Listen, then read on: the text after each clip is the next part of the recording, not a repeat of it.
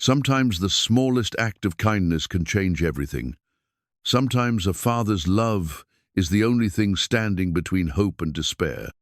Ray Torres sleeps in a van with his 9-year-old son Micah, parking near LA repair shops where he fixes cars for spare change. One morning, a broken Bentley arrives on a flatbed. The shop can't fix it in time for a charity auction. Ray steps up and gets the engine running in 30 minutes. When the owner arrives by helicopter, Ray expects trouble. Instead, he meets Celia Dane, a young billionaire who's amazed by his skill. She hires Ray to convert luxury cars into mobile disaster relief vehicles. Together, they help communities across California. Ray finds purpose again, and Celia discovers what real partnership means. But when a massive wildfire threatens everything they've built, can their unlikely friendship survive the ultimate test? Before we jump back in, tell us where you're tuning in from, and if this story touches you, make sure you're subscribed, because tomorrow I've saved something extra special for you. The Pacific morning mist clung to the Santa Monica coastline like a gentle shroud, softening the harsh edges of reality for those who knew how to look past the glitter. Ray Torres had learned that skill the hard way, finding beauty in broken things, hope in the discarded, possibility in the spaces others overlooked. His weathered Chevy van sat in the shadow of Palmetto Auto Repair, positioned just so between the dumpster and the chain-link fence that it looked almost intentional, like it belonged there. Ray had mastered the art of belonging nowhere while being everywhere he needed to be. Inside the van, his 9-year-old son Micah slept peacefully on a narrow cot, his small frame wrapped in a faded Star Wars blanket that had seen better days, but still held the warmth of better times. Ray moved quietly, pulling on his work boots with the kind of deliberate care that spoke of routine born from necessity. The boots had been expensive, once good leather, steel toes, built to last. Now they were held together with duct tape and prayers, but they still protected his feet, still carried him through each day. Like everything else in his life, they had adapted to circumstances neither of them had chosen. The morning ritual was sacred in its simplicity. Ray heated water on a small camping stove, instant coffee dissolving into something resembling comfort. He'd learned to find gratitude in the smallest things: a warm cup, a quiet moment, the steady breathing of his sleeping son. These fragments of peace were what kept him anchored when the world felt like it was spinning too fast. Through the van's rear window, he could see the auto shop beginning its daily resurrection. Mechanics arriving with their travel mugs and lunch boxes, their easy conversations about weekend plans and overtime hours. Ray remembered that rhythm, that sense of belonging to something larger than survival. He'd been good at it once more than good. He'd been the kind of mechanic other mechanics came to when they hit a wall. The guy who could listen to an engine's complaint and know exactly what it needed. That was before the plant closure, before the layoffs that decimated the automotive district, before the medical bills that ate through their savings like acid through metal, before Jenny's cancer took not just his wife, but the foundation of everything he'd built his life around. "Dad," Micah's voice was soft, still thick with sleep, "are we going to the beach today?" Ray turned, seeing his son's tousled hair and hopeful eyes. At 9, Micah had adapted to their circumstances with the resilience children possessed, but Ray could see the weight of it sometimes, the way his son's shoulders carried questions he was too young to ask, concerns he was too kind to voice. "Maybe later, buddy. I've got some work to do first." Ray settled beside him, offering a cup of hot chocolate made from a packet. "But there's something I want to show you." From his toolbox, Ray pulled out a small device he'd been working on, a diagnostic scanner rebuilt from salvaged parts, its screen cracked but functional. The casing bore the scars of its resurrection: mismatched screws, carefully soldered connections, a piece of electrical tape holding one corner together. It wasn't pretty, but it worked, and in Ray's world, working was beautiful. "Remember how we talked about computers talking to cars?" Micah nodded, instantly alert. The boy had inherited his father's curiosity about how things worked, his intuitive understanding of systems and connections. Even living in a van, Ray had made sure his son's education continued. Library computers, educational apps on Ray's phone, conversations that turned every broken appliance into a lesson in engineering. "This little guy can listen to what a car's computer is saying about its problems," Ray explained, watching Micah's eyes light up. "It's like being a translator between languages. Can I try it?" "Not yet, but soon. First, let me show you something else." Ray pulled out his worn leather tool roll, its surface cracked and stained from years of honest work. Inside, each tool had its place, held secure by elastic loops that had been mended more than once. These tools had belonged to his father, passed down with stories of engines fixed and problems solved, of the dignity found in work done well.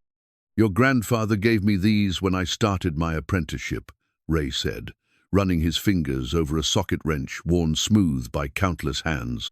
"He told me that a craftsman is only as good as his tools, but a true craftsman can fix anything with whatever he has at hand." Micah touched the wrench gently, understanding the weight of inheritance even at his age. "Is that why you can fix cars with things from the trash?" Ray smiled.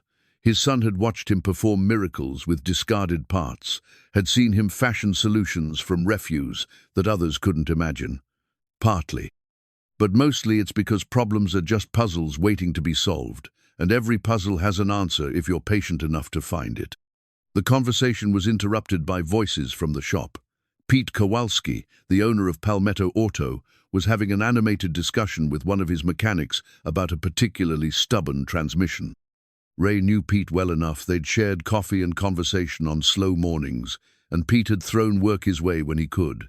The man had a good heart, but he also had a business to run and employees to pay.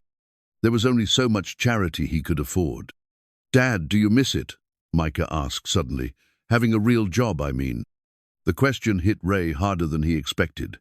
He missed more than the job. He missed the certainty of it, the way each day had structure and purpose beyond mere survival.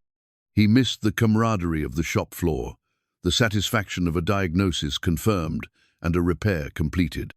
He missed being able to provide for his family without calculating every dollar, without the constant anxiety of one emergency away from disaster. "I miss feeling useful," Ray said finally. "I miss knowing that what I did mattered to people." "It matters to me," Micah said simply. Before Ray could respond, the sound of a diesel engine interrupted them. A flatbed truck was backing up to the shop's bay doors, its warning beeper cutting through the morning air. Ray and Micah watched through the window as the truck's hydraulic lift tilted, revealing its cargo an ivory-white Bentley Continental GT that gleamed even in the subdued light. The car was magnificent, all flowing lines and subtle curves that spoke of money and taste in equal measure. But even from a distance, Ray could see something was wrong. The way it sat on the flatbed, the angle of its front end, the careful positioning that spoke of mechanical failure rather than routine transport. "Wow," Micah breathed. "That's the fanciest car I've ever seen." Ray nodded, his trained eye already cataloguing potential problems. The Bentley's stance suggested engine trouble, possibly electrical issues. The kind of problems that could be expensive to diagnose, and even more expensive to fix. The kind of problems that separated the real mechanics from the parts changers. Pete emerged from the shop, clipboard in hand, his expression somewhere between excitement and panic. Ray knew that Lookit was the face of a man who'd just been handed an opportunity that could make or break his week. Bentleys didn't often find their way to independent shops like Palmetto Auto. They usually went to dealerships with marble floors and coffee that didn't come from vending machines. The tow truck driver was a nervous-looking man in his 50s, constantly checking his watch and muttering under his breath. Ray could hear fragments of conversation drifting over. Charity auction. Tonight has to be running. Ray's mechanic instincts were fully engaged now. He found himself studying the Bentley's lines, listening to the tone of the conversation, feeling the familiar pull of a problem that needed solving. It had been too long since he'd worked on something truly challenging, something that required more than basic maintenance and quick fixes. "Dad, you're making that face again," Micah observed. "What face?" "The one you make when you see a broken car." Like you can already see how to fix it. Ray laughed softly. His son knew him too well. Maybe I can. Cars are cars, buddy. Expensive ones just have fancier ways of breaking down. As if summoned by their conversation, Pete appeared at the van's window, tapping gently on the glass. Ray rolled it down, greeting the shop owner with a nod. "Morning, Pete. Fancy delivery you got there." Pete's expression was grim. That's one way to put it. Things deader than disco, and the owner needs it running for some big charity thing tonight. My guys are good, but this is out of our league. European electronics, computer systems I've never seen before. Ray could hear the frustration in Pete's voice, the weight of a job that could elevate his shop's reputation or destroy it entirely. He also heard something else: opportunity, knocking with the subtlety of a sledgehammer. "Mind if I take a look?" Ray asked casually. Pete's eyes lit up with hope and desperation in equal measure. "Ray, I'd be grateful for any insight you could give. But I gotta warn you, the owner's some big-shot businesswoman. Private helicopter, personal assistant, the whole 9 yards. This isn't just about fixing a carrots, about not embarrassing myself in front of money I'll never see again." Ray understood. In Pete's world, reputation was everything. Word of mouth could make or break a small shop, and one mistake with the wrong customer could undo years of careful relationship building. "Let me get Micah settled, and I'll come take a look," Ray said. "No promises, but maybe fresh eyes will see something your guys missed." As Pete hurried back to the shop, Ray turned to his son. "Want to see your old man work some magic?" Micah's grin was answer enough. Ray gathered his makeshift diagnostic scanner and his father's tools, feeling a familiar surge of purpose. He didn't know it yet, but he was about to step into a conversation that would change everything, not just for him and Micah, but for a lonely billionaire who had forgotten that some problems couldn't be solved with money alone. The morning mist was beginning to lift, revealing the promise of a clear day ahead. Ray Torres, master mechanic turned survivor, was about to remember what it felt like to be exactly where he belonged. The Bentley Continental GT sat on the shop floor like a wounded aristocrat, its ivory paint reflecting the fluorescent lights in subtle waves that spoke of craftsmanship and cost. Ray approached it with the reverence he reserved for truly exceptional machines, his weathered hands already itching to understand what had silenced its voice. Pete's lead mechanic, Carlos, stood beside the car with his arms crossed, defeat written across his features. "Computer won't even boot up," he said as Ray approached. "No response from the diagnostic port, no dashboard lights, nothing. It's like the whole electrical system just gave up." Ray nodded, circling the vehicle slowly. The Bentley was a work of art, but beneath its elegant exterior lay the same fundamental principles that governed every internal combustion engine. Air, fuel, spark, compression, the eternal quartet that had powered the automotive world for over a century. "What's the story?" Ray asked, running his hand along the car's flank, feeling for vibrations, heat signatures, any clue the machine might offer. "Owner's some tech billionaire," Pete explained, consulting his clipboard nervously. "Celia Dane. Ever heard of her?" Ray shook his head. Billionaires existed in a different universe from his daily concerns of parking permits and meal planning. "She's young, maybe 35, made her fortune in cryptocurrency or something. Anyway, she's got this charity auction tonight, pediatric cancer research. The Bentley's supposed to be the centerpiece, signed by some race car driver, starting bid at 200 grand. Ray whistled softly.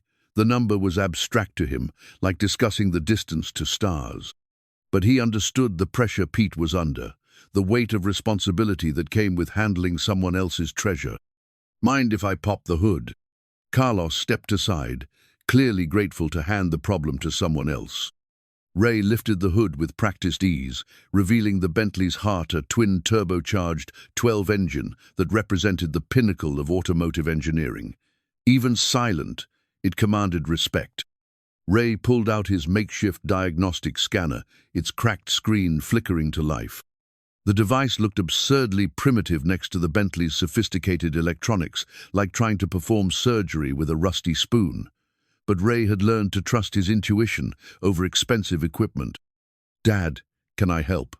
Micah had appeared at his elbow, eyes wide with fascination. "Stay close, buddy, and watch everything. This is about to get interesting." Ray connected his scanner to the Bentley's diagnostic port, waiting for the handshake between systems. Nothing. The car's computer remained stubbornly silent, its secrets locked behind layers of sophisticated security. "See, that's exactly what happened with us," Carlos said. "Systems completely dead." But Ray wasn't listening to Carlos anymore. He was listening to the car itself, to the subtle clues that expensive diagnostic equipment often missed. He placed his hand on the engine block, feeling for residual heat patterns. He checked fluid levels, examined belt tension, traced wiring harnesses with the patience of an archaeologist. "Micah, hand me that flashlight." The boy complied eagerly, his small hand surprisingly steady as he directed the beam where his father indicated. Together, they peered into the engine bay's depths, searching for the story the Bentley was trying to tell. "There," Ray murmured, spotting a cluster of wires near the firewall. One of the connections looked wrong, not loose, exactly, but somehow out of place. He traced the wire back to its source, his fingers following the path through the maze of the engine compartment. "What is it, Dad?" "Ground wire's been routed wrong. Probably happened during some previous service. See how it's rubbing against that bracket? Over time, the insulation wore through. Now it's shorting out the whole system every time the engine tries to start." It was such a simple problem, the kind of oversight that could happen to anyone. But in a car as sophisticated as the Bentley, one bad ground could cascade into complete system failure. The car's computers, sensing the electrical chaos, had simply shut down to protect themselves. Ray glanced at his watch. The tow truck driver had mentioned the auction was tonight, which meant they had maybe 8 hours to get the car running. In a normal shop with proper tools and replacement parts, it would be a 15-minute fix. Here, with salvaged equipment and no Bentley dealer within 50 miles, it would require creativity. "Pete, you got any 12-gauge wire?" "Some." "Why?" "I need about 2 feet, and whatever you use for electrical connectors." Ray was already mentally designing the repair, visualizing the path the new ground wire would take. As Pete hurried to gather materials, Ray continued his examination of the Bentley. The car was immaculate, clearly cherished by its owner. Every surface spoke of meticulous care, of someone who understood that true luxury lay not in ostentation, but in the perfection of details. "Is it really broken, Dad?" Micah asked quietly. "Nothing's really broken, buddy, just disconnected. Sometimes the most complicated problems have the simplest solutions." Ray began the repair with the methodical precision his father had taught him decades earlier. Each wire splice was perfect, each connection tested and retested. He used heat-shrink tubing salvaged from other repairs, crimped connections with pliers that had seen better decades, and routed the new ground wire with the care of a master craftsman. Micah watched everything, asking intelligent questions that revealed his growing understanding of electrical systems. Ray found himself explaining concepts he'd never thought to teach, sharing knowledge that bridged generations of automotive wisdom. "Try it now," Ray said finally, stepping back from the engine bay. Carlos turned the key, and for a moment, nothing happened. Then, with a sound like a sleeping giant awakening, the W12 engine rumbled to life. Dashboard lights flickered on in sequence, the car's computers running through their startup protocols with Germanic precision. "Holy," Carlos caught himself, glancing at Micah. "That's incredible, Ray. How did you know?" Ray smiled, wiping his hands on a shop rag. "Cars want to run. Sometimes they just need someone to listen to what they're trying to say." The sound of rotor blades interrupted the celebration. Outside, a sleek helicopter was settling onto the shop's parking lot, its downwash scattering debris and turning heads throughout the neighborhood. Ray had never seen a private helicopter up close, had never considered that such things were part of anyone's normal transportation routine. A woman emerged from the aircraft with the fluid grace of someone accustomed to being watched. She was younger than Ray had expected, maybe mid-30s. with the kind of purposeful stride that spoke of boardrooms and billion-dollar decisions. Her clothes were expensive but understated, chosen by someone who had moved beyond the need to prove anything to anyone. Celia Dane approached the shop, with her personal assistant trailing behind, a nervous-looking man clutching a tablet and checking his watch obsessively. She moved like someone used to having problems solved before she encountered them, someone for whom mechanical failure was an abstract concept rather than a daily reality. "Is it ready?" she asked Pete, her voice carrying the slight edge of someone who had learned to expect competence from the people she hired. "Yes, ma'am, running perfectly, though I have to admit it wasn't my guys who figured it out." Celia's gaze swept the shop until it found Ray, still holding his makeshift tools, his hands bearing the honest stains of real work. For a moment, their eyes met across the cultural divide that separated their worlds, and Ray saw something unexpected in her expression, not condescension or surprise, but genuine curiosity. "You fixed my car?" she asked, approaching with the same directness she'd shown in exiting the helicopter.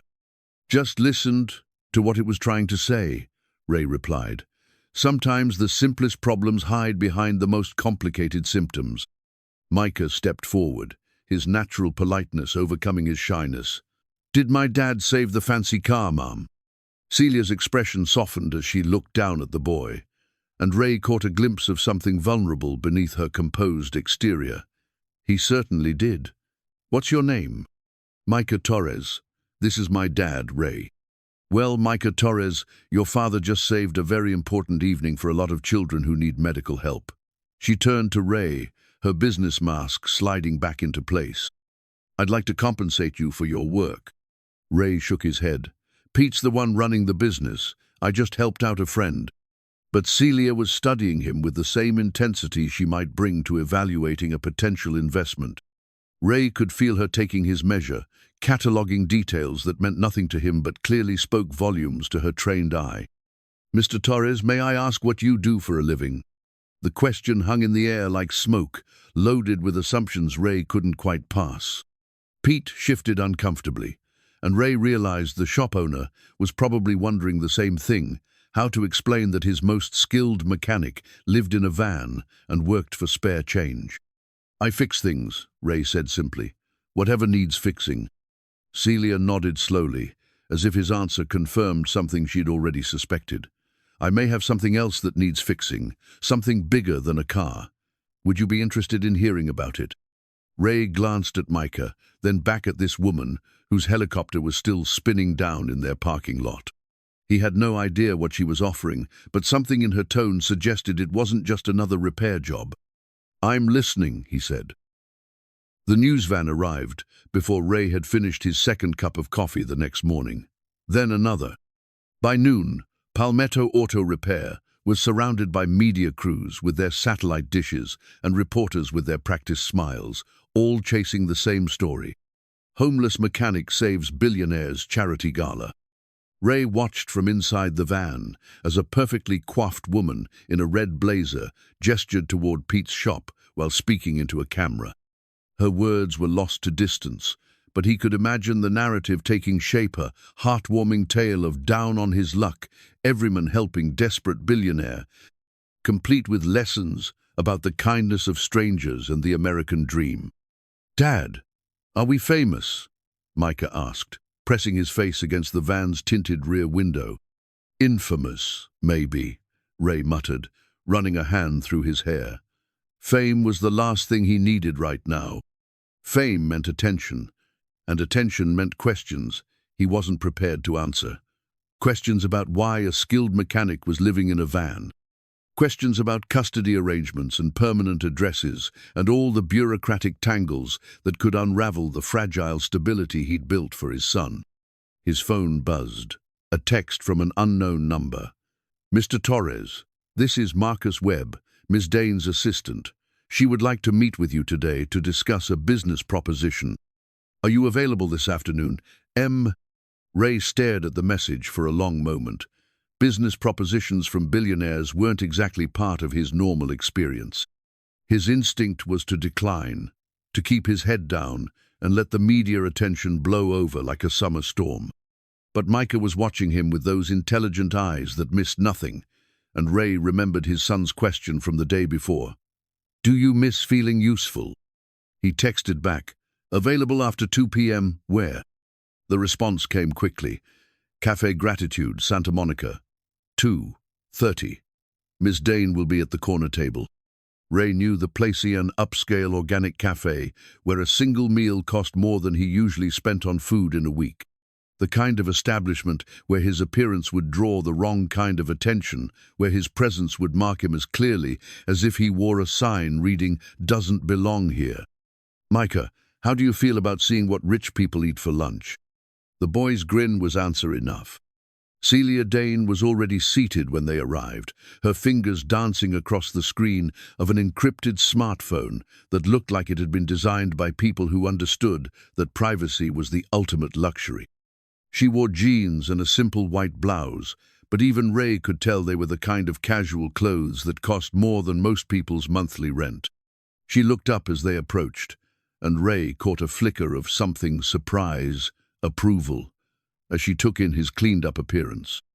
He'd done his best with the resources available. A fresh shirt from the thrift store, his one pair of decent jeans, boots, scrubbed clean of yesterday's grease stains. "Mr. Torres, Micah," she smiled at the boy, who had suddenly become shy in the face of actual wealth. "Thank you for coming. Please, sit." The cafe hummed with the kind of quiet conversations that happened when people had serious money to discuss serious things. Ray felt out of place, but he also felt something else: curiosity. What did a billionaire want with a homeless mechanic? "I've been thinking about our conversation yesterday," Celia began, setting her phone aside. "About fixing things. I have a problem that I think might interest you." She gestured to Marcus, who produced a tablet and began swiping through images. Ray found himself looking at luxury cars, Bentleys, Rolls-Royces, Maseratis, but these weren't showroom photos.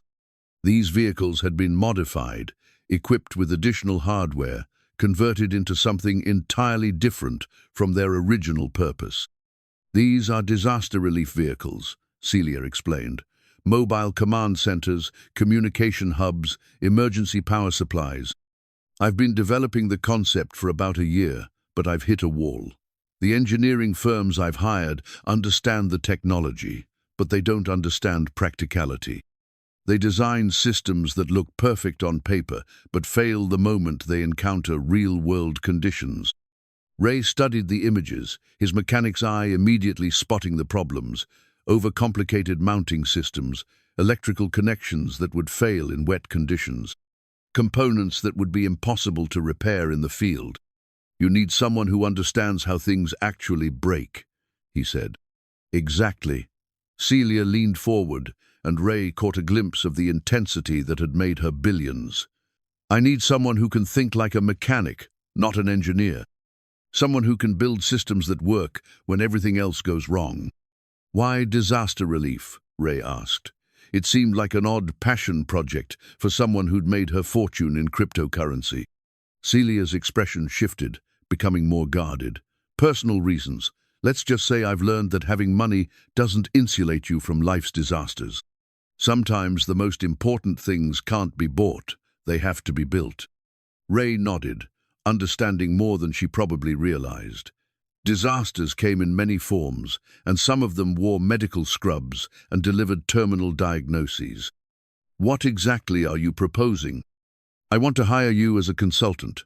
Full-time position, competitive salary, health benefits." She named a figure that made Ray's coffee cup rattle as he set it down too quickly. "You'd work with my engineering team to redesign the relief vehicles, field test the prototypes, develop maintenance protocols, make them bulletproof." "That's," Ray started, then stopped. The number was more money than he'd seen in the past 2 years combined. It was stability, security, a chance to give Micah the life he deserved. It was also terrifying. "There's more," Celia continued. "Housing allowance for you and Micah. And if he's interested, there's an after-school program at my company. Coding, robotics, that sort of thing." Micah's eyes went wide. Ray could see the hunger there, the intellectual curiosity that had been starved by their circumstances. "I need to think about it," Ray said carefully. "Of course, but Mr. Torres," Celia's voice carried a note of urgency, "I've done my research. I know you were a master technician at Weber Automotive before the plant closure. I know about your wife, about the medical bills. I know you've been living in your van for 8 months. Ray stiffened. The invasion of privacy should have angered him, but instead he felt oddly relieved. No pretending, no careful dancing around the truth. "Then you know I'm not exactly a safe bet," he said. "On the contrary, I know you're a man who's been tested by circumstances beyond his control and came through with his integrity intact. I know you raised enough money to keep your wife in treatment for an extra year when the insurance ran out.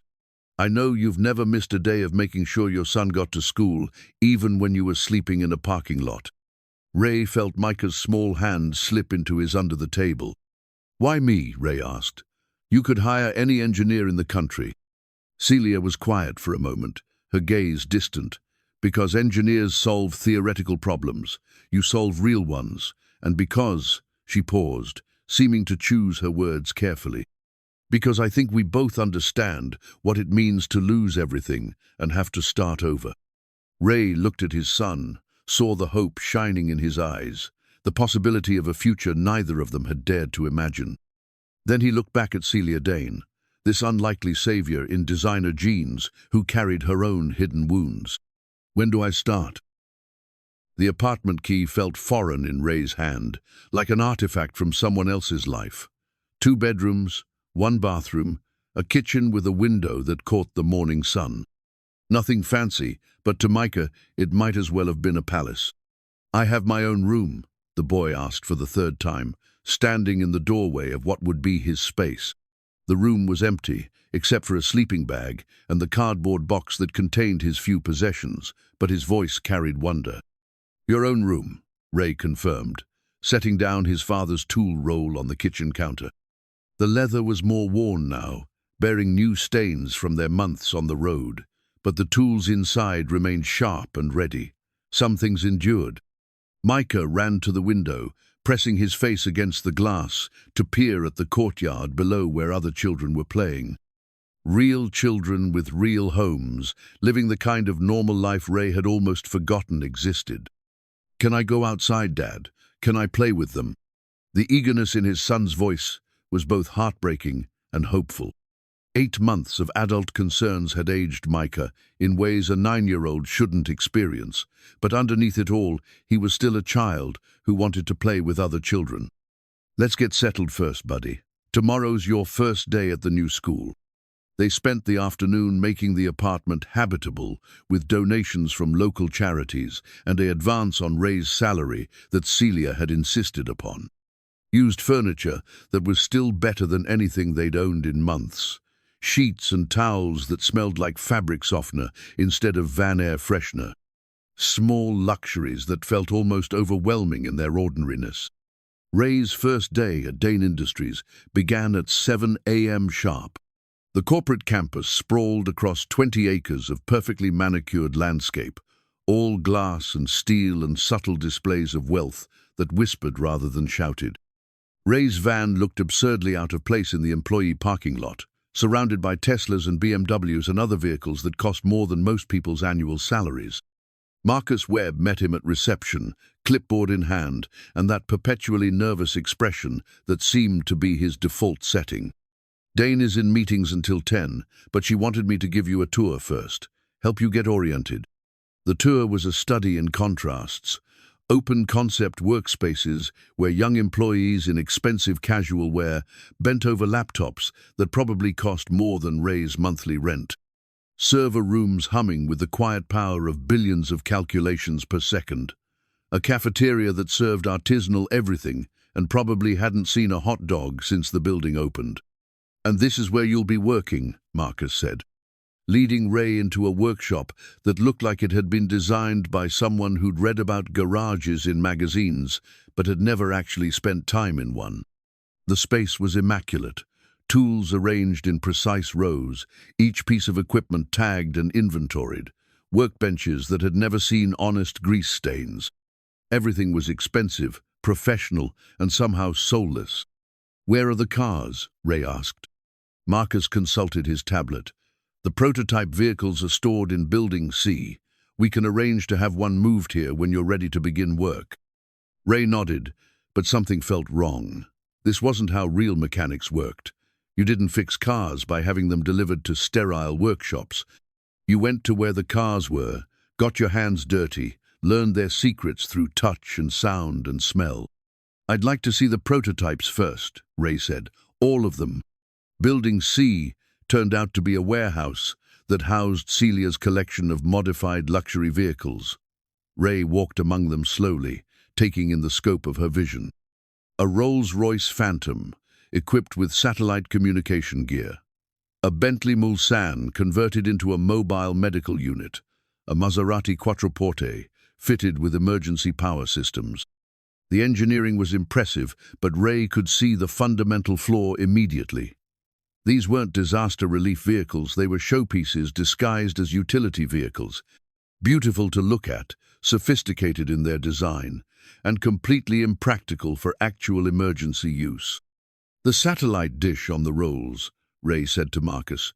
"What happens when you drive under a bridge?" Marcus consulted his tablet again. "I believe it retracts automatically." "And if the retraction system fails? If you're in a disaster zone and need communication but can't get satellite lock because of debris or weather?" Marcus didn't have an answer for that. Ray spent the rest of the morning making notes, documenting problems that would be invisible to anyone who'd never actually worked in field conditions. Electrical connections that would corrode in salt air, mounting points that would shake loose on rough roads, systems that required specialized tools for basic maintenance. "Mr. Torres." Ray turned to find Celia approaching across the warehouse floor. She moved with the same purposeful stride he remembered from their first meeting. But today there was something different in her expression: uncertainty, maybe even vulnerability. "What do you think?" she asked, gesturing toward the vehicles. Ray chose his words carefully. "They're beautiful, sophisticated. The engineering is impressive. But they're not what you need. These are luxury cars with disaster relief equipment bolted on. In a real emergency, half these systems would fail within the first hour." Celia's expression tightened, and Ray wondered if he'd been too blunt. In his experience, rich people didn't like being told their expensive toys were poorly designed. "Show me," she said instead. For the next hour, Ray walked her through each vehicle, explaining the practical problems that would emerge under actual field conditions. He demonstrated how the Rolls-Royce's communication array would be useless in urban environments. He showed her how the Bentley's medical equipment would be damaged by road vibrations. He explained why the Maserati's power systems were over-engineered to the point of fragility. "So what would you do differently?" Celia asked when he finished. Ray pulled out his worn notebook, the same one he'd used for years to sketch repair solutions and modification ideas. His drawings were rough but precise, showing how each system could be redesigned for reliability rather than elegance. "Start with the vehicle, not the mission," he said. "Pick cars that are already proven in harsh conditions, Land Rovers maybe, or heavy-duty trucks. Then build the emergency systems around what the vehicle can actually handle." Celia studied his sketches with the same intensity she'd brought to evaluating him personally. "This would mean starting over, scrapping everything we've built so far." "Sometimes you have to break something completely before you can build it right," Ray said. "Your grandfather's compass won't point true north if the needle's been magnetized wrong." The reference surprised her. He could see it in her eyes. "How did you know about my grandfather's compass?" Ray smiled. "Lucky guess. But every craftsman needs something to keep them oriented, something that points toward true purpose instead of just profit." For a moment, Celia was quiet, her gaze distant. Then she looked back at his sketches, at the rough drawings that prioritized function over form. "How long would it take to build prototypes the right way?" 6 months, maybe less. Depends on how willing you are to get your hands dirty." Celia's smile was small but genuine. "Mr. Torres, I think you're going to find that I'm much more hands-on than you expect." 3 months into the project, Ray's workshop looked nothing like the sterile space Marcus had first shown him. Tools were scattered across workbenches in organized chaos. Half-assembled prototype vehicles occupied every available square foot. The air carried the honest sense of motor oil, welding flux, and the peculiar satisfaction of problems being solved.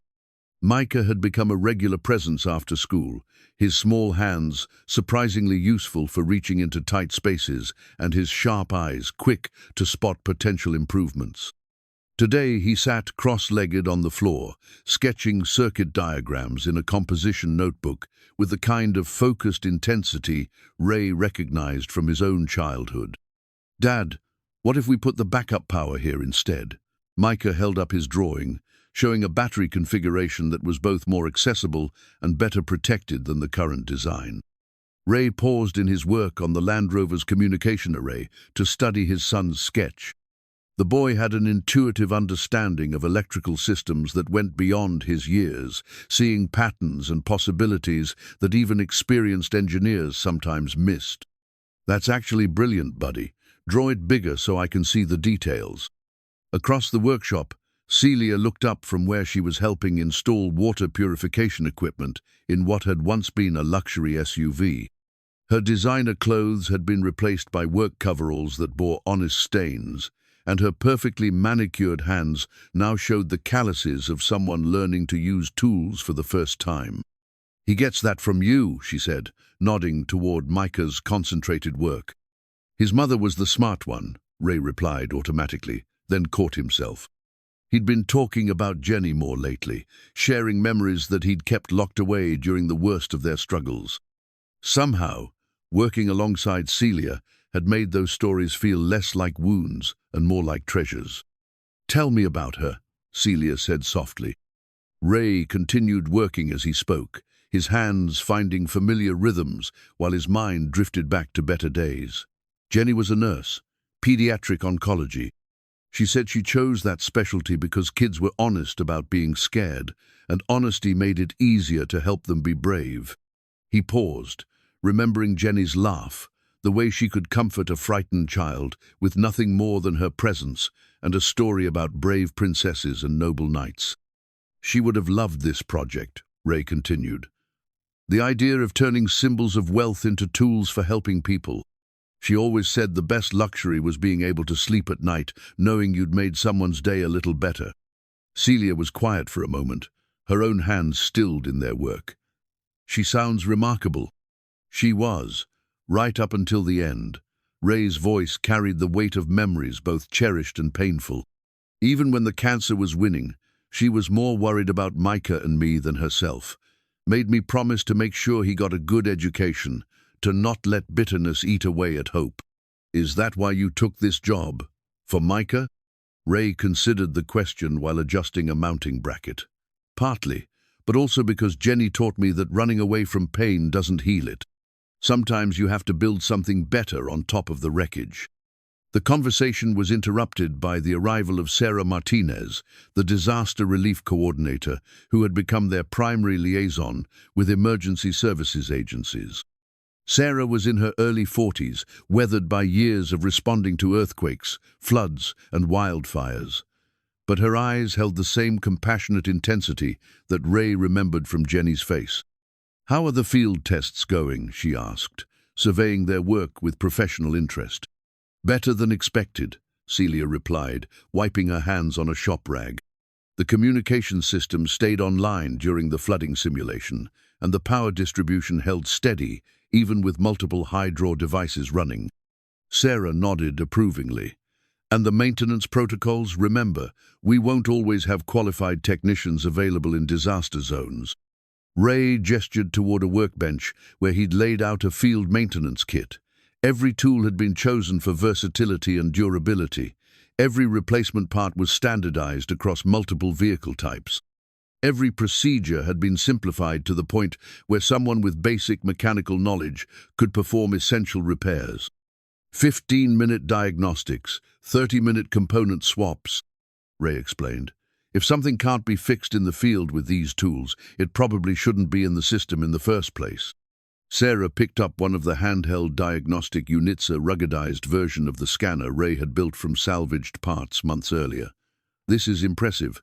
How much do they cost?" "About $200 each," Celia said, "compared to the $15,000 units the previous design required." "That's the difference between equipping a disaster response team and equipping a single vehicle," Sarah observed. "Ray, you've just made my job about 100 times easier."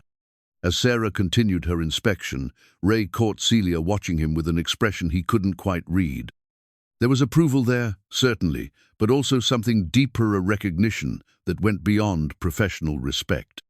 "You've changed," she said quietly, when Sarah moved on to examine the water purification systems. "How so?" "When you first started here, you moved like someone who expected to be asked to leave at any moment. Now you move like someone who belongs."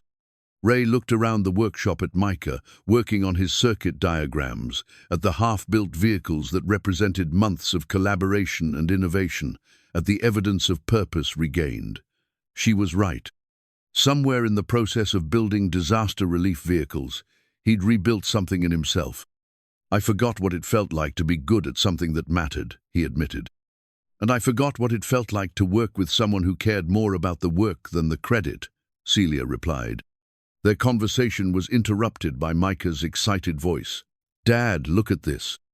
The boy had moved to one of the computer workstations where he'd been experimenting with the vehicle coordination software.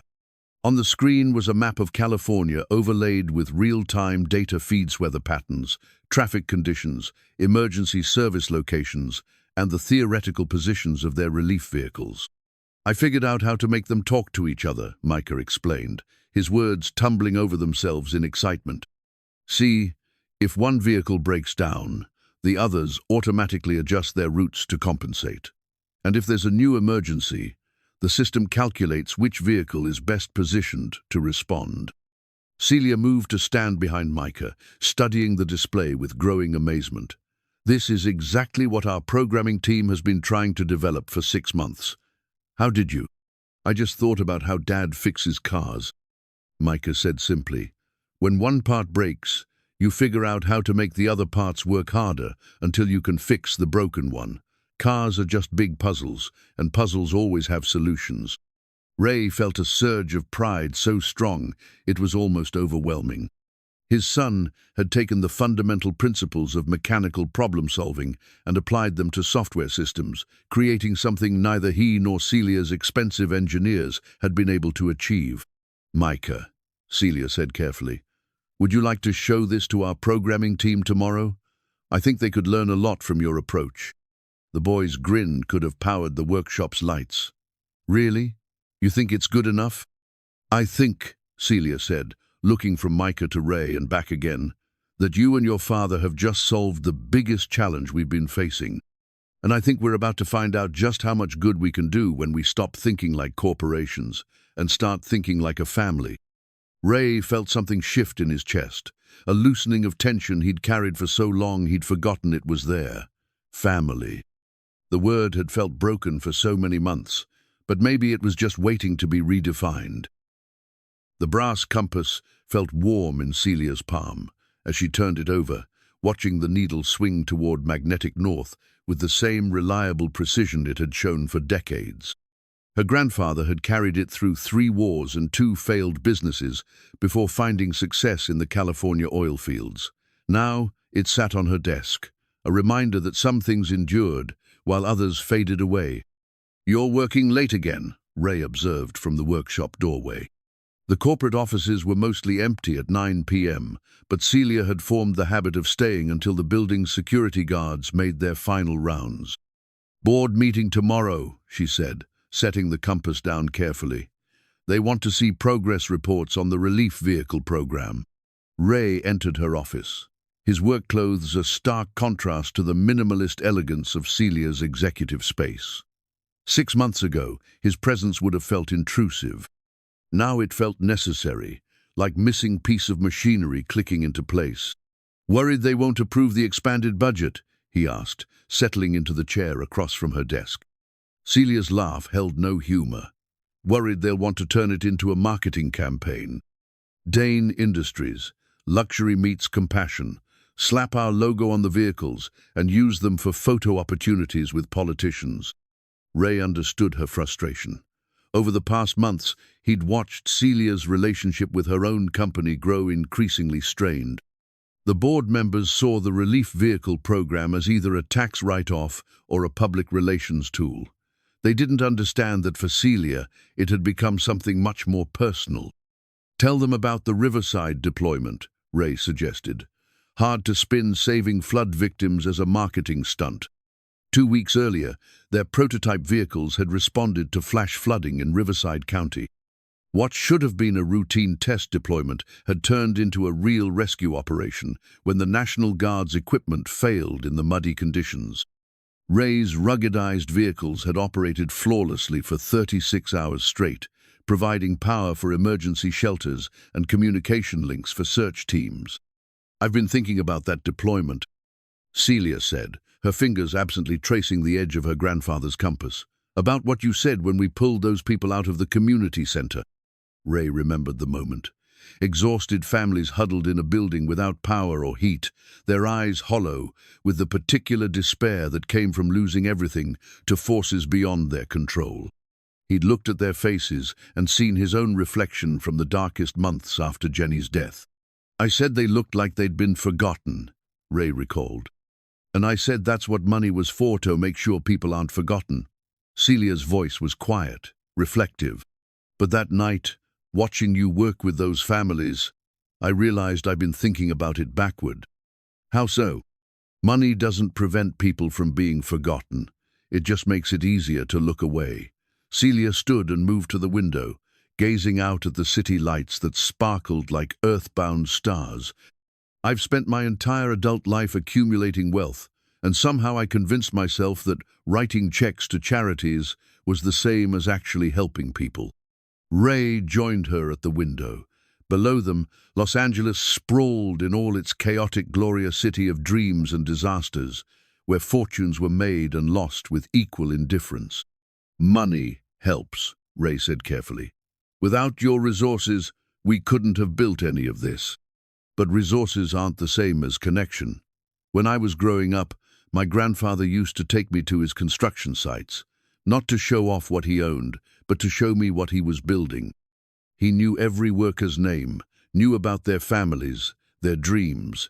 He said that wealth without relationship was just numbers on a balance sheet." Ray thought about his own father, who had taught him that a craftsman's worth was measured not in what he owned, but in what he could fix. Different backgrounds, but the same fundamental understanding of purpose and value. "The board doesn't see it that way," Celia continued. "To them, the relief program is an expense line that needs to justify itself through tax benefits and public relations value. They don't understand that some things have worth beyond their measurable return on investment." "So, what will you tell them?" Celia turned back to her desk and picked up the compass again. The needle held steady, pointing toward its magnetic truth regardless of the building's steel framework or the electronic interference from dozens of devices. "I'm going to tell them that we're expanding the program. Full production run of 50 vehicles, dedicated maintenance facilities, training programs for emergency responders in 12 states. Ray felt his breath catch.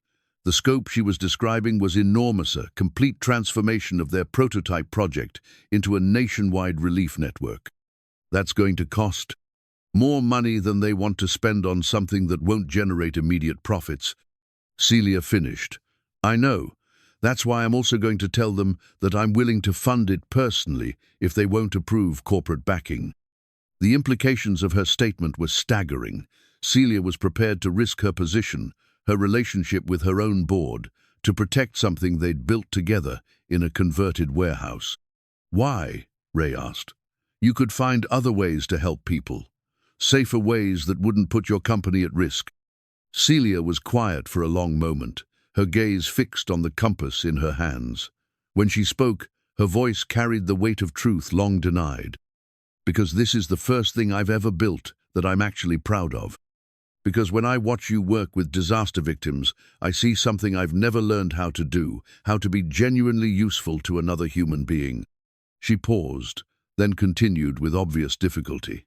Because my grandfather would be ashamed of what I've become if I let fear of corporate politics destroy something this important. Ray understood then that this conversation wasn't really about board meetings or budget approvals. It was about identity, about the difference between being wealthy and being worthwhile. "What do you need from me?" he asked. "Your support, your expertise, and—" she hesitated, then forged ahead. "Your friendship. I've spent so many years surrounding myself with people who tell me what I want to hear, that I'd forgotten what it feels like to work with someone who tells me what I need to know."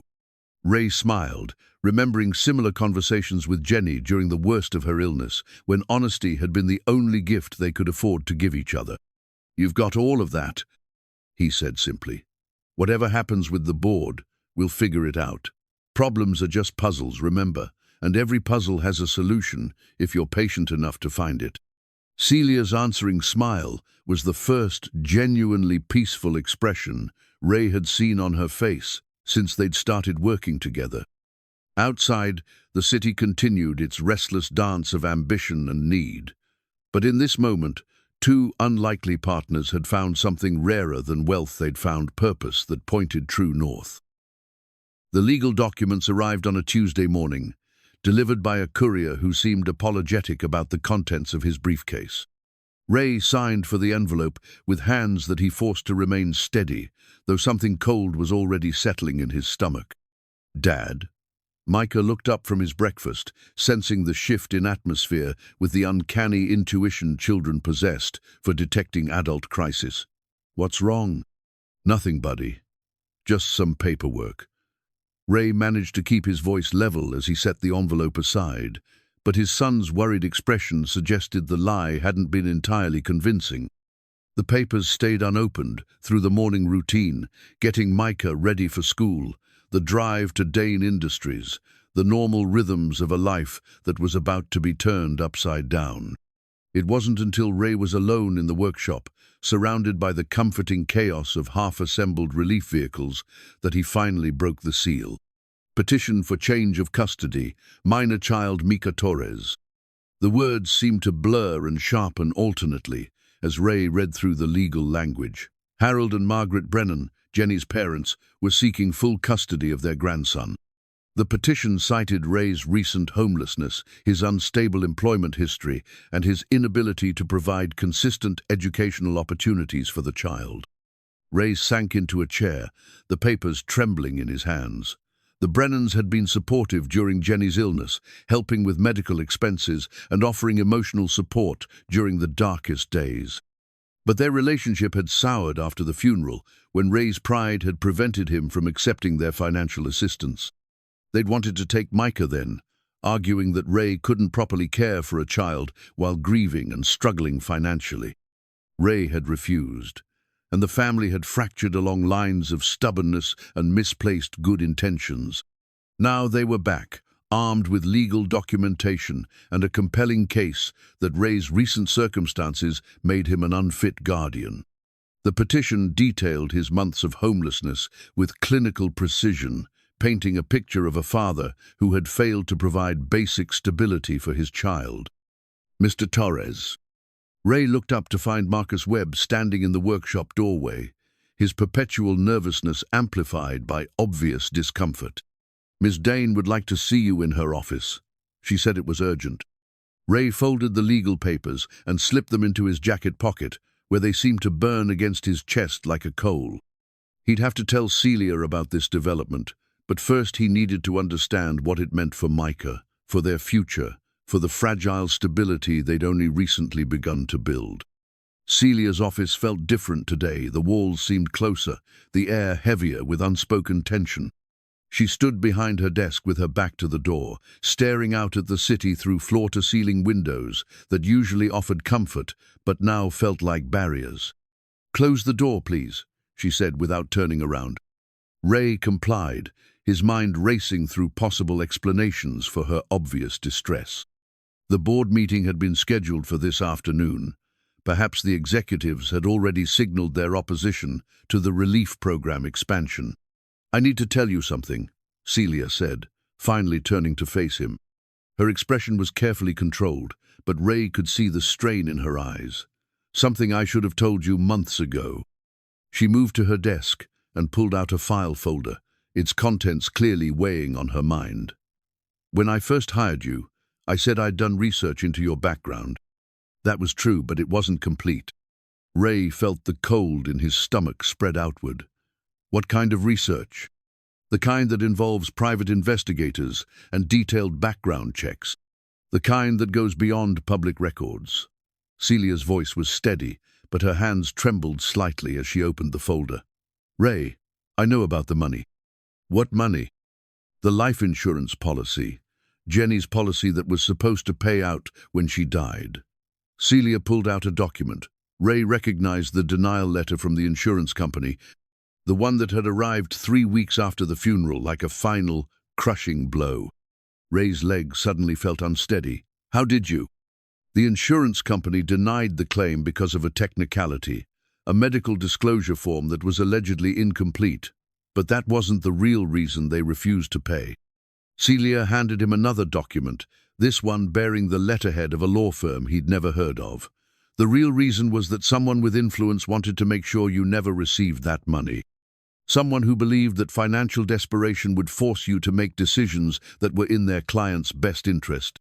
Ray stared at the legal document, his mind struggling to process what he was reading. The insurance denial hadn't been bureaucratic incompetence, it had been deliberate manipulation. "The Brennans," he said quietly.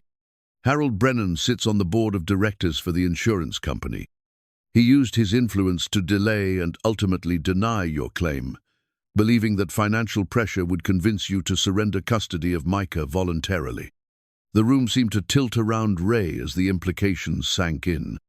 His months of homelessness, Micah's suffering, the desperate struggle to keep their family together, all of it had been orchestrated by people who claimed to love his son. "They're filing for custody," Ray said numbly, pulling the legal papers from his pocket. "The petition arrived this morning." Celia's expression hardened as she scanned the documents. "This is what I was afraid of. The timing isn't coincidental, Ray. They waited until you'd found stability, until Micah was settled and happy, to make their move. They want to prove that your current situation is temporary, that you're still fundamentally unable to provide for your son." Ray felt anger building in his chest, hot and pure and focused. "They manipulated the insurance claim to force me into homelessness, then used that homelessness as evidence that I'm an unfit parent." "Yes. And now they're counting on the fact that you can't afford the kind of legal representation needed to fight them." Celia's voice carried a note of something Ray had never heard from her before: genuine fury. "What they didn't count on was me. Celia, I can't ask you to." "You're not asking. I'm offering. And more than that, I'm insisting." She moved around her desk to stand directly in front of him. "Ray, these people stole your insurance money, forced you and Micah into months of suffering, and now they want to steal your son. This isn't just about custody, it's about justice." Ray looked at the woman who had become his partner, his friend, his anchor in a world that had tried to sweep him away. Celia Dane, who had everything money could buy, was willing to risk it all for a mechanic and his 9-year-old son. "Why?" Ray asked. "Why would you put yourself in the middle of this fight?" Celia was quiet for a moment, her gaze moving to the brass compass on her desk. When she spoke, her voice carried the weight of personal truth. "Because 6 months ago, I was the loneliest person I knew. I had billions of dollars, and no one who actually cared whether I lived or died. Then you and Micah came into my life, and I remembered what it felt like to be part of something that mattered." She paused, then continued with obvious emotion. "Because you taught me that family isn't about blood or legal documents, it's about showing up for each other when everything falls apart. And because if I let the Brennans destroy what we've built here, I'll be just another rich person who failed when it actually mattered." Ray felt tears threatening for the first time since Jenny's funeral. The grief, the anger, the overwhelming gratitude for this unexpected alliance, all of it, crashed over him at once. "What do we do?" he asked. Celia's smile was fierce, predatory, like a CEO who had just spotted a competitor's weakness. "We fight. We expose what they did to the insurance claim." We demonstrate that your current stability isn't temporary, it's the result of your own determination and skill. And we make sure that Micah gets to choose where he wants to live.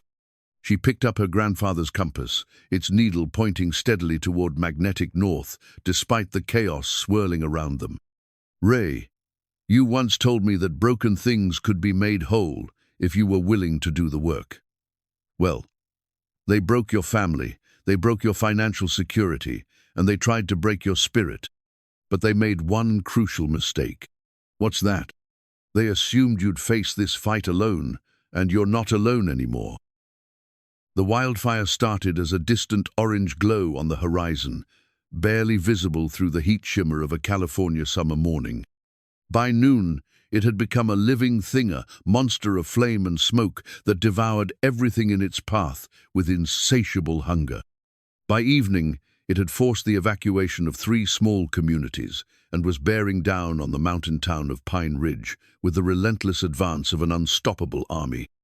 Ray stood in the command center they'd established at Dane Industries, watching multiple screens display real-time satellite feeds, weather data, and emergency service reports. The prototype hybrid communication array he'd spent months perfecting hummed quietly in the corner, its multiple processors coordinating data streams from a dozen different sources. In 6 hours, everything they'd built would face the ultimate test. Latest projections show the fire will reach Pine Ridge by midnight, Sarah Martinez announced, her voice carrying the controlled tension of someone who had managed too many disasters to panic, but who understood the stakes with crystal clarity. We've got maybe 200 people trapped in the community center, families who couldn't evacuate in time when the main roads got cut off. Celia stood beside a wall-mounted map, her finger tracing the fire's predicted path. Red zones marked areas already consumed, orange showed the current fire line, and an expanding yellow blob indicated where the flames would be in 12 hours if the wind patterns held. "What about air support?"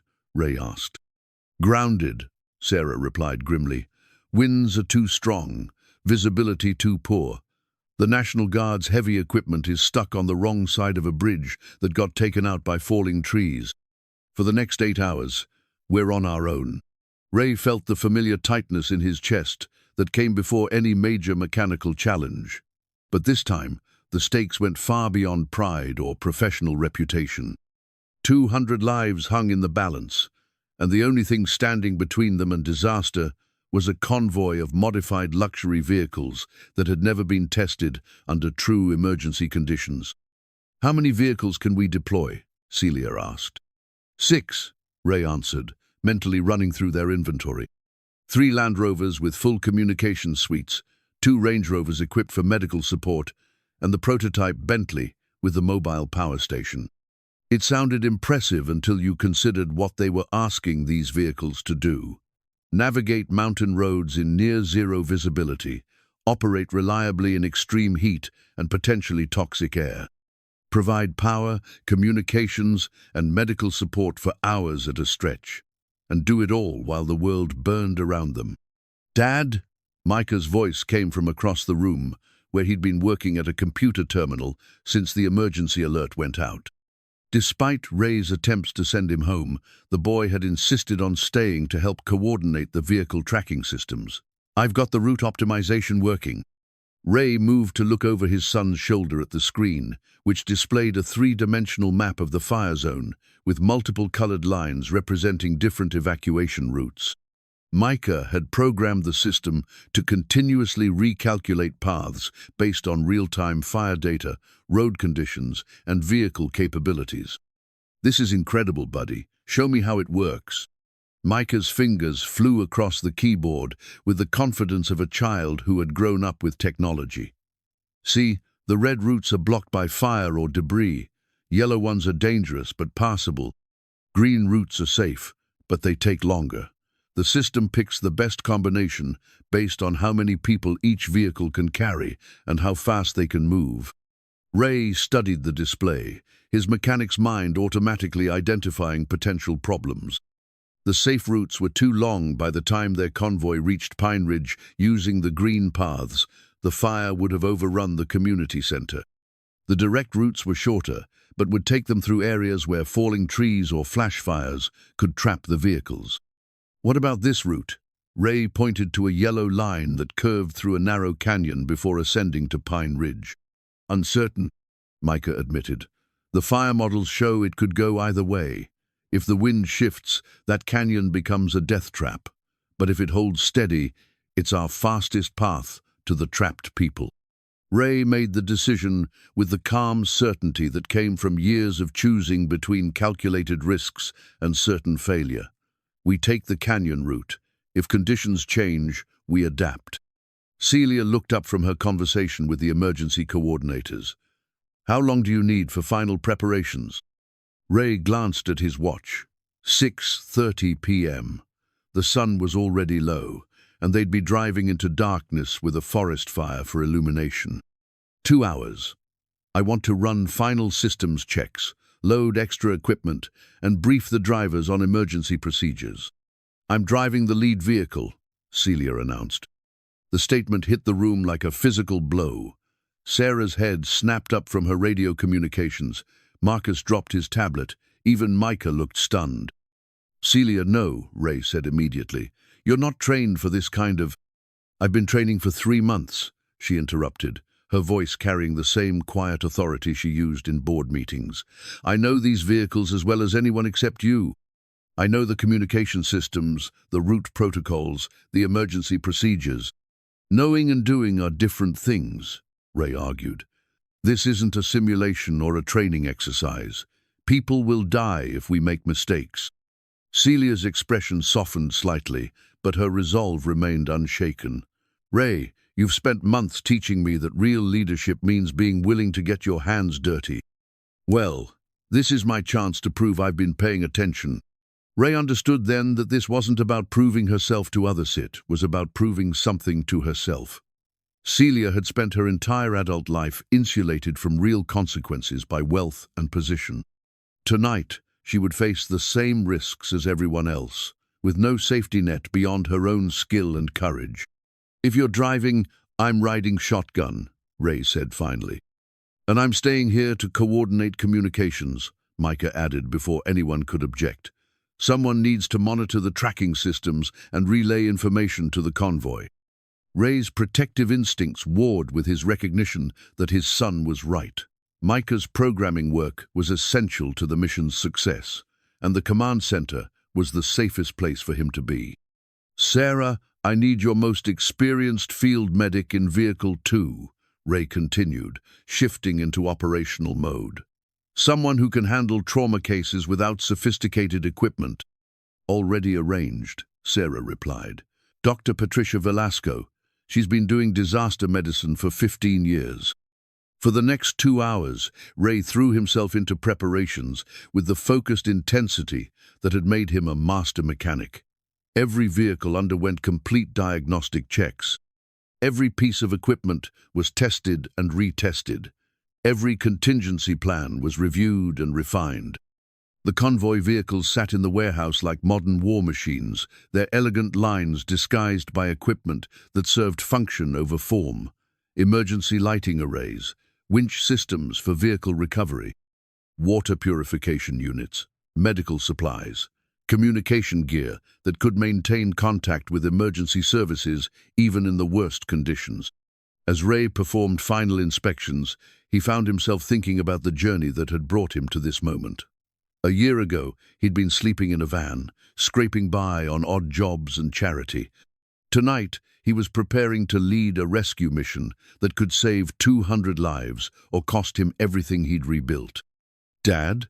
Micah appeared at his elbow, holding a small device Ray didn't immediately recognize. What's this, buddy? Emergency beacon. I made it from spare parts. Micah's voice was steady, but Ray could see the worry in his young eyes. If something happens to the main communications, this will still transmit your location, so we can find you. Ray knelt down to meet his son's gaze. Understanding that this gift represented more than technical innovation, it was a child's attempt to protect his father from dangers beyond his control. I'll be careful, Ray promised, clipping the beacon to his jacket, and I'll come home. That's a promise. At 9 p.m., The convoy rolled out of the warehouse into a night painted orange by distant flames. 6 vehicles carrying everything they'd learned about turning wealth into service, theory into practice, hope into action. As they drove toward the fire zone, Ray's radio crackled with Micah's voice from the command center. "Phoenix Convoy, this is base. You have green lights all the way to Checkpoint Alpha. Weather holding steady, route looking good." Ray smiled, despite the gravity of their mission. Phoenix Convoy. His son had named their desperate gamble after the mythical bird that rose from ashes, renewed and reborn. It seemed appropriate for a rescue mission staffed by people who had all learned something about rising from the wreckage of their former lives. "Copy that, base." Celia's voice responded over the radio, steady and professional. "Phoenix Convoy proceeding to Checkpoint Alpha. ETA 23 minutes. Through the windshield, the fire painted the sky in shades of destruction. But Ray felt something he hadn't experienced in years, the absolute certainty that he was exactly where he belonged, doing exactly what he was meant to do. Whatever happened in the next few hours, he would face it with the tools they'd built together and the bonds they'd forged in the crucible of shared purpose. The real test was about to begin. The first sign of trouble came at Checkpoint Alpha, where the canyon road narrowed to a single lane carved into the mountainside. Celia's voice crackled over the radio, steady but tense. "Phoenix 1 to convoy. I'm showing engine temperature warnings on Vehicle 3. Ray keyed his handheld radio, his eyes scanning the instruments in their lead vehicle. "Copy, Phoenix 1. Dr. Velasco, what's your status?" "Temperature gauge is climbing fast," came the reply from the medical support Range Rover. "I'm pulling over before we lose the engine completely." Through the windshield, Ray could see the problem immediately. Steam was rising from under the Range Rover's hood, visible even against the orange glow of the approaching fire. They were still 3 miles from Pine Ridge, with 200 trapped people counting on their arrival. "Phoenix Convoy, hold position," Ray ordered, already reaching for his emergency toolkit. "I'm going to assess Vehicle 3. The heat outside was overwhelming, like stepping into a blast furnace. The fire was still miles away, but its radiant energy had turned the canyon into an oven. Ray jogged back to the disabled Range Rover, his mind already running through possible causes and solutions. Dr. Velasco had the hood up and was backing away from the steam cloud. "Coolant leak," she reported. "Looks like a hose burst." Ray peered into the engine bay, using his flashlight to trace the cooling system. Theria split in the upper radiator hose, probably weakened by the extreme heat and finished off by normal operating pressure. Under normal circumstances, it would be a 20-minute repair with the right parts. Here, in near darkness with a forest fire approaching, it represented a potentially fatal delay. "How long to fix it?" Celia's voice came from behind him. She'd left her vehicle and walked back to assess the situation personally. 45 minutes with proper replacement parts. 20 minutes if I jury-rig something, but it might not hold under stress. Celia checked her watch. "The fire models show we have maybe an hour before this canyon becomes impassable. If we wait for repairs, we might not have time to complete the evacuation," Ray finished. He understood the mathematics of disaster response. Every minute they delayed meant fewer people they could save. "Phoenix Base, this is Phoenix 1. Celia called into her radio.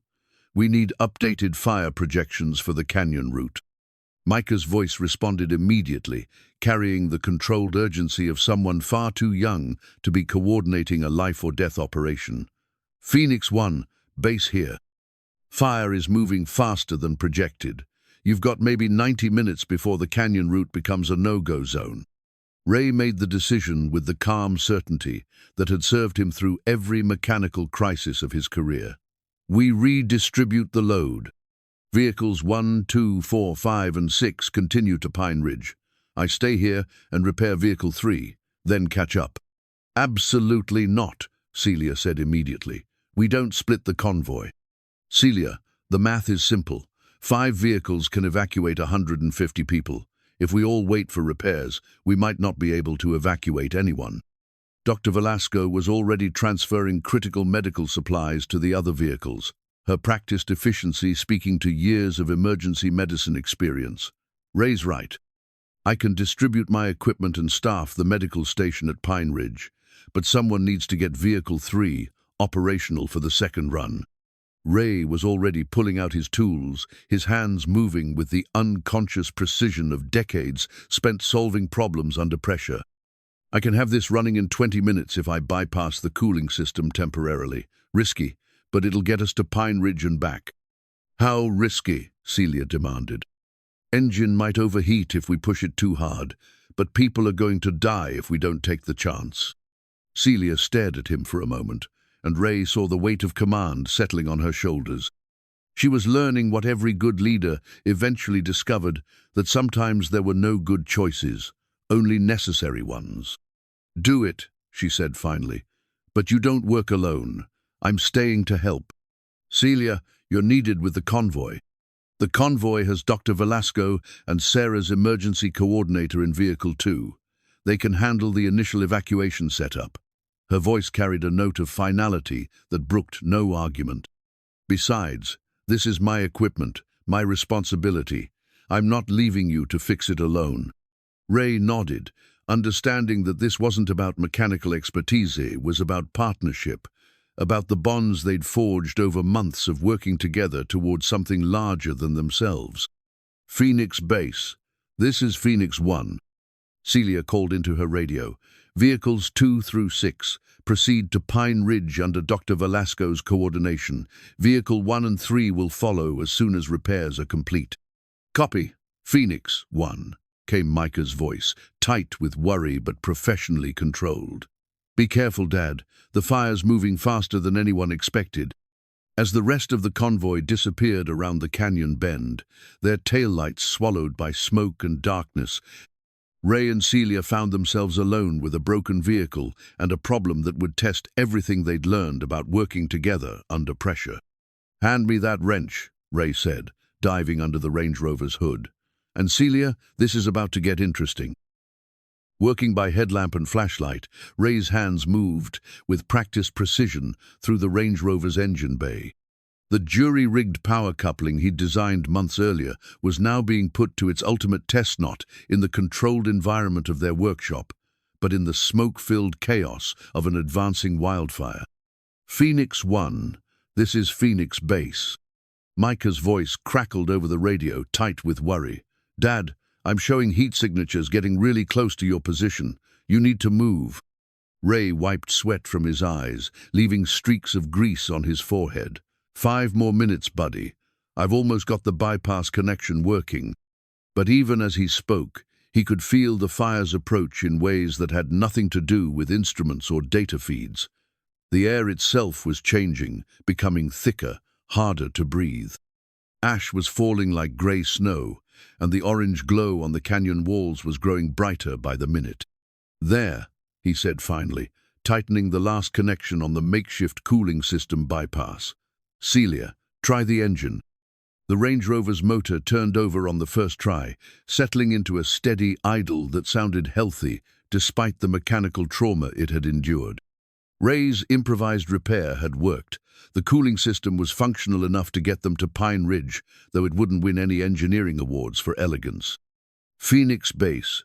Vehicles 1 and 3 are mobile, Celia reported, sliding behind the wheel of the lead vehicle. ETA to Pine Ridge is 15 minutes. Copy, Phoenix 1.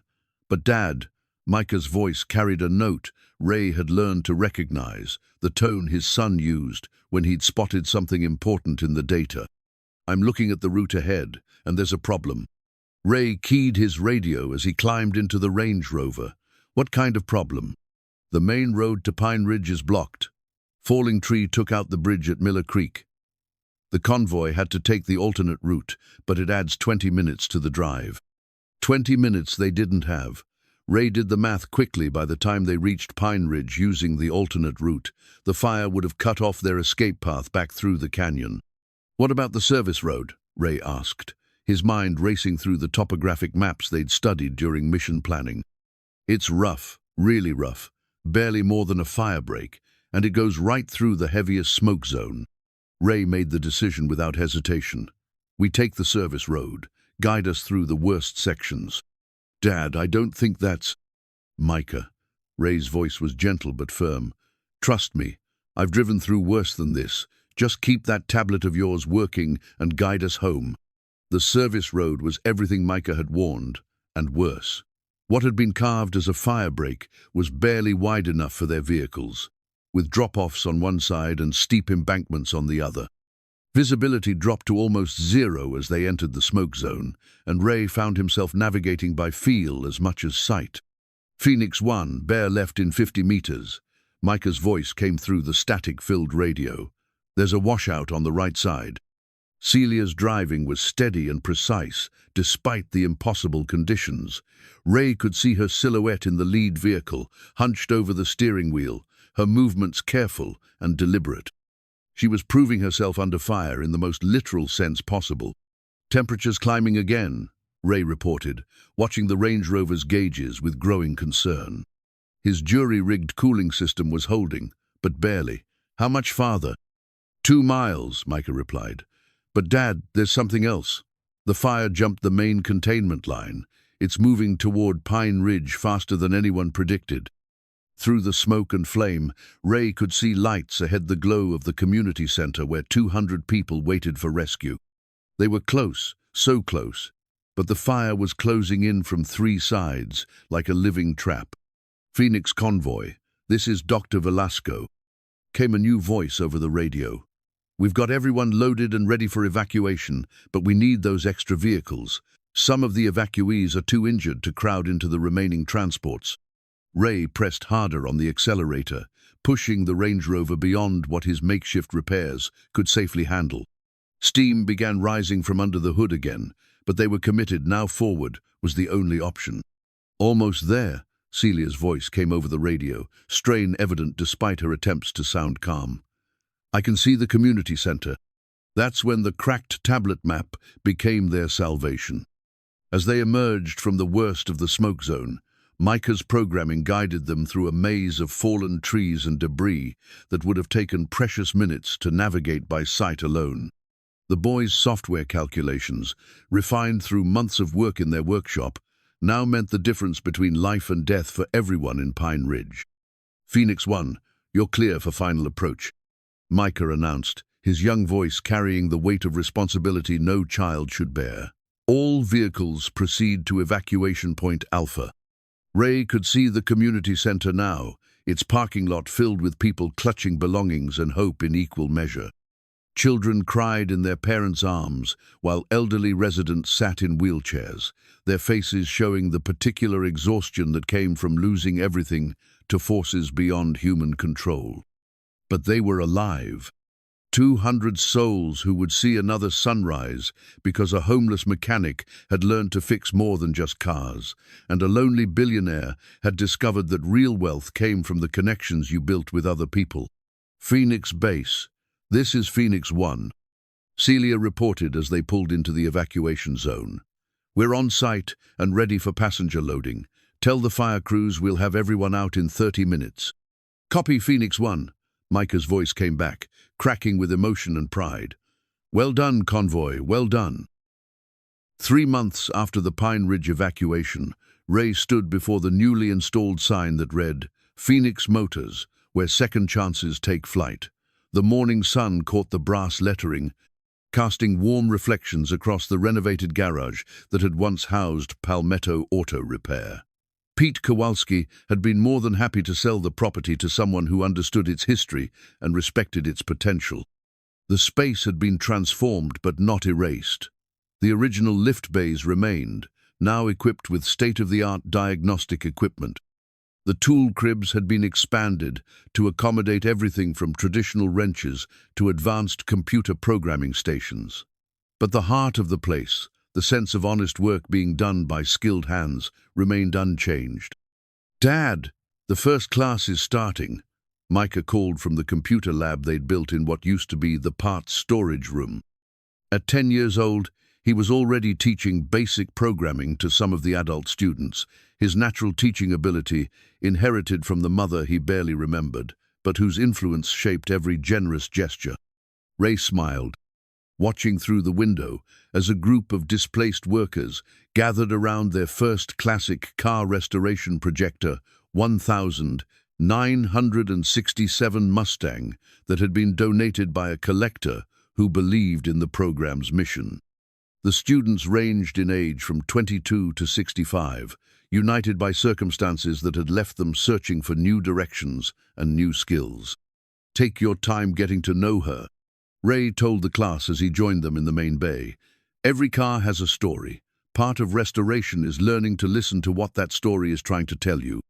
Among the students was Carlos, the mechanic from Palmetto Auto, who had struggled with the Bentley's sophisticated electronics. Now he was learning to blend traditional mechanical skills with modern computer diagnostics, building a skill set that would serve him well in an automotive industry increasingly defined by technological integration. "Mr. Torres." A young woman raised her hand. Maria Santos, who had lost her job in food service during the economic downturn and was now discovering an aptitude for electrical systems that surprised everyone, including herself. "When you first started working on cars, did you ever think you'd be teaching other people how to do it?" Ray considered the question while running his hand along the Mustang's fender, feeling for dents and imperfections that would need attention. "Honestly, no. When I was your age, I thought being good at something meant keeping your knowledge to yourself, protecting your competitive advantage. It took me a long time to learn that teaching others doesn't diminish what you know, it multiplies it." The morning class session focused on basic electrical systems, with each student working through diagnostic procedures on practice boards Ray had designed. The boards used actual automotive components but were simplified enough that beginners could understand the fundamental principles without being overwhelmed by complexity. As the students worked, Ray found himself thinking about the journey that had brought him to this moment. The Pine Ridge evacuation had been a turning point, not just for the rescue operation, but for his understanding of what success actually meant. The viral footage of their makeshift convoy had dubbed them the Bentley Bucket Brigade. But the real victory had been quieter and more personal, the look of gratitude in evacuees' eyes, the knowledge that their months of preparation had translated into lives saved. The custody hearing with the Brennans had been resolved more easily than anyone expected. Faced with evidence of Harold Brennan's insurance manipulation and Micah's clear preference to remain with his father, the judge had ruled decisively in Ray's favor. The Brennans had been ordered to pay restitution for the denied insurance claim, money that Ray had immediately invested in Phoenix Motor's educational program. "Mr. Torres." Carlos looked up from his diagnostic work, confusion evident on his face. "I'm getting readings that don't match what the manual says should happen." Ray moved to examine Carlos's setup, immediately spotting the issue. "What do you think might cause those readings?" "I don't know. The connections look right. The voltage is correct." "Look closer at the ground wire," Ray suggested. "Sometimes the problem isn't what you can see, but what you can't." Carlos traced the ground connection and discovered that corrosion had created a high-resistance connection invisible to casual inspection, but enough to throw off all the electrical readings. His face lit up with understanding. "Just like the Bentley," he said. "The problem wasn't the expensive components, it was the simple connection everyone assumed was working correctly." "Exactly. That's the most important lesson in this business. Expensive doesn't always mean complicated, and complicated doesn't always mean expensive to fix." The afternoon brought a different kind of satisfaction. Celia arrived in her repaired Bentley Continental GT, the same car whose breakdown had started their partnership. She'd had it restored to perfect condition, but had kept one small modification: a brass plate on the dashboard that read, "Fixed by Raymond Torres and Micah Torres, Master Mechanics." "How's the new corporate structure working out?" Ray asked as they walked through the workshop together. "Better than I expected," Celia replied. "Giving the board less control over the humanitarian programs has freed up resources for more creative solutions. We're opening 3 more Phoenix Motors locations next year: Detroit, Phoenix, and Jacksonville." They paused beside the Mustang, where the afternoon class was learning bodywork techniques. The car's surfaces bore the honest scars of decades of use, but under the students' careful attention, it was slowly returning to its original beauty. "Any regrets about stepping back from day-to-day corporate management?" Ray asked. Celia smiled, her gaze moving from the classic car to the students who were learning to restore it. "I spent 15 years accumulating wealth I couldn't spend, and influence I didn't know how to use responsibly. Now I'm learning to build something that will outlast both of us, people who understand that fixing broken things is just another way of fixing broken lives." As the day wound down, Ray found himself in the computer lab with Micah, reviewing the tracking software that now coordinated disaster relief vehicles across 12 states. His son's innovations had become the foundation for a national emergency response network that turned luxury vehicles into lifelines. "Dad," Micah said quietly, "do you think Mom would be proud of what we're doing here?" Ray looked at his son, no longer the frightened child who had slept in a van, but a confident young person who understood that intelligence was most valuable when shared with others who needed it.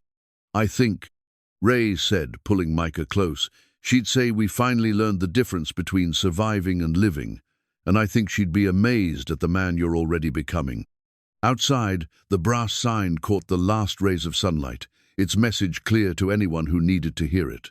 Sometimes the most powerful engine is hope, and sometimes the best rescue begins with trusting a stranger's stubborn refusal to give up.